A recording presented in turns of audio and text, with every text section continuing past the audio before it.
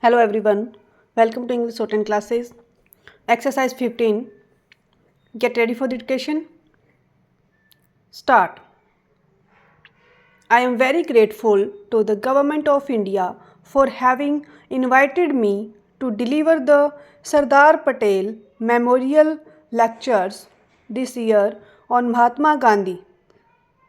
It is quite appropriate that these lectures, in the memory of one of the greatest sons of modern India, Sardar Vallabhbhai Patel, should deal with different aspects of Bapu's personality and thought during the Gandhi centenary year. Sardar Patel had worked soldier to soldier with Gandhiji during our struggle for freedom and was one of his closest followers and co-workers. Let us therefore remember him with deep gratitude as a distinguished architect of our country while celebrating the centenary of the father of the nation. I regard the centenary as a God-sent opportunity for India and the world because it affords a rare chance to all of us to recollect once again Bapu's basic ideals and philosophy with a view to solving our own existing problems in a spirit of dedication.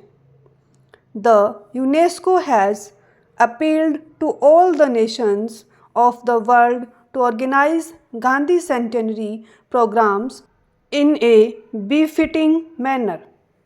In our own country, the National Committee has already drawn up an ambitious program of holding exhibitions, erecting memorial pillars, publishing Gandhian literature, intensifying various items of constructive work, and issuing special stamps and coins.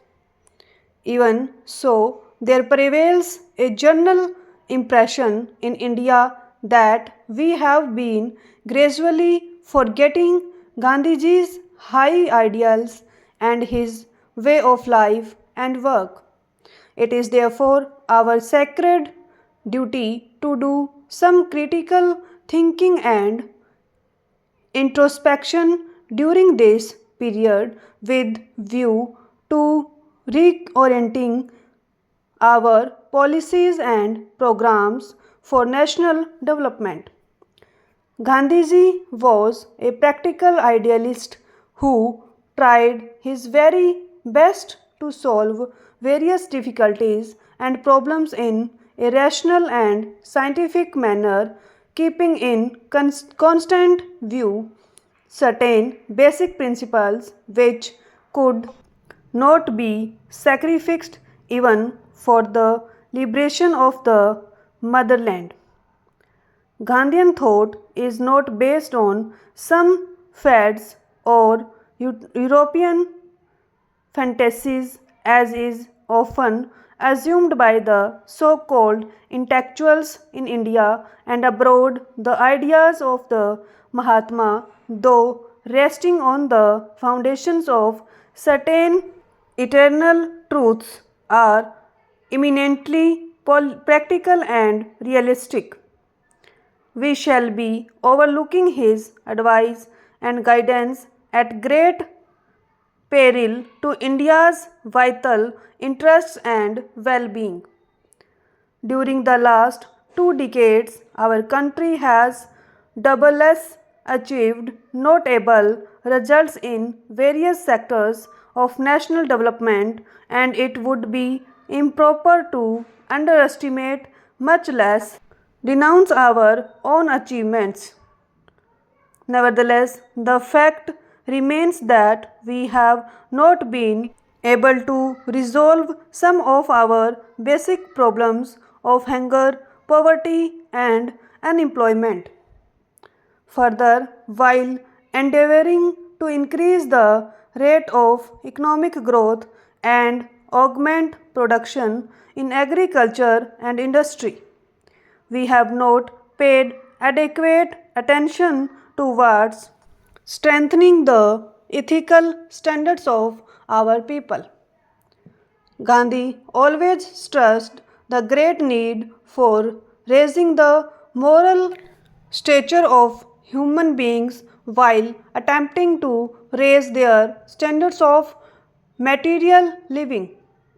He repeatedly reminded us that a nation did not become great merely by erecting huge buildings, establishing giant factories, and multiplying wealth for economic prosperity. While all these are important for upgrading the living standards of the people, a country becomes really great and worthy of respect only if her citizens practice the sterling qualities of the head and the heart which inspire them to sacrifice gladly their individual good for the larger interests of the nation. When we study Gandhiji's early life, we are surprised to find that he was in several ways a very average person and in some respects even below the average. As a student, he did not show any outstanding merit or brilliance. As a barrister, he did not make any special mark in India or in South Africa.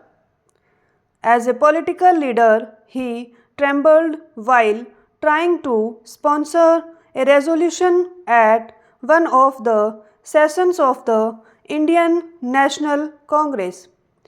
Neither did he possess any special qualities of eloquence in public utterances, and yet he was able to make a very deep impact on all those who came in contact with him. Ultimately, he proved to be our liberator from foreign domination, and we remember him with great respect as the father of the nation. The secret of his wide influence essentially lies in his insistence on truth and nonviolence and his dedication to a life of sacrifice and service. He captioned his autobiography as the story of my experiments with truth. Even during the freedom struggle, Gandhiji never compromised with the principles of truth and non-violence for achieving temporary gains.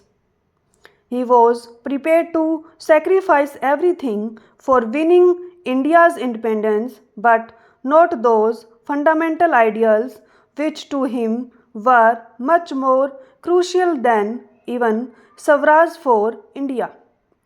In his cottage in Sevagram, Gandhiji always kept before him the following quotation from Johann Ruskin that the essence of lying is in deception, not in words. A lie may be told by silence, by example, by the accent on a syllable, by a glance of the eye attaching a peculiar significance to a sentence, and all those kinds of lies are worse and baser by many degrees than a lie plainly worded. Stop.